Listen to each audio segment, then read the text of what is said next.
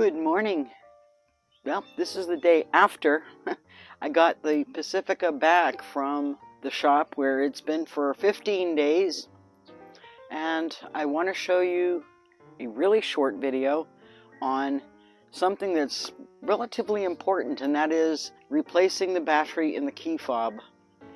In my being towed video, I showed you where the neutral little button is that is hidden. And in this video, I'm going to just show you how to replace the key fob batteries. I have a 2017 Chrysler Pacifica, and this works for pretty much all the models. Remove the key, push that button, and it removes the key.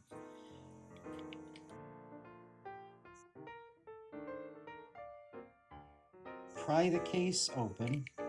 It opens up the case. What that is a 2032 inch. You simply pry out like that, put the new battery in, put the case on,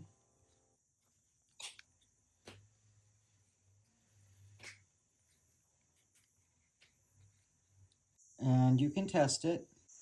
If you see the little red light, you're good to go. Put your key back in, and that's as simple as it is.